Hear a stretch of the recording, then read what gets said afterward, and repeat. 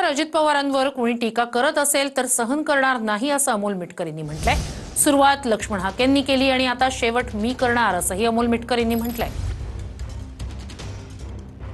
अजितदादा, माझ्यावर लांडग्या घोड्यांना टीका करायला सांगू नका असं त्यांनी म्हटलेलं आहे आणि सोबतच न्याय हक्कांवर बोलणं हा काही गुन्हा आहे का अशी त्यांनी पोस्ट केलेली आहे, ट्विट देखील केलेलं आहे। न्याय हक्क लांडगे घोडे, आता तो मला असं वाटते त्या बावळटाला उत्तर देऊन आम्हाला आमचा वेळ खराब करायचा नाही। एक तर तो फुल टाईम रिकामचोट आहे, तो इतक्या वेगळ्या पद्धतीने बोलतोय। आता प्रत्येक वेळी त्याला उत्तर देणं म्हणजे एखाद्या मातलेल्या बोकडाला जास्त महत्त्व देण्याचा प्रकार आहे।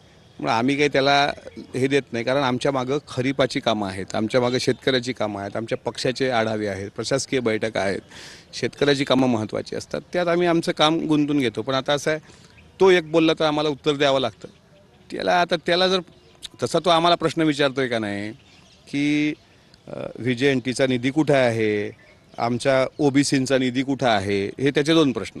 आमचे दोन प्रश्न आहेत ना, ड्रायव्हरचा पगार का थकवला प्रश्न क्रमांक 1, प्रश्न क्रमांक 2, भोकरमध्ये उमेदवार कसा मॅनेज केला, हे प्रश्न त्याला विचारले की तो एकदम जळफळाट चिडचिड करतोय। आता काल एका ठिकाणी उपोषणाला बसला होता, नंतर आम्हाला असं कळलं म्हणजे काहीतरी बैठकीला ज्या म्हाताऱ्या आजी होत्या त्यांनीच त्याला त्याची जागा दाखवली। त्याच्यामुळे असं पद्धतीनं काहीतरी बोलून फक्त चर्चेत राहण्यासाठी त्याचा हा प्रयत्न आहे। घोळे नाही, आम्ही काय आहोत हे त्यालाच माहीत आहे। आम्ही अशा लोकांची त्यांना त्यांची अवकात दाखवायला समर्थ आहोत। कॅमेरामॅन अनिकेत दहातोंडेसह मी स्वप्नील उमाप, TV9 मराठी, अकोला।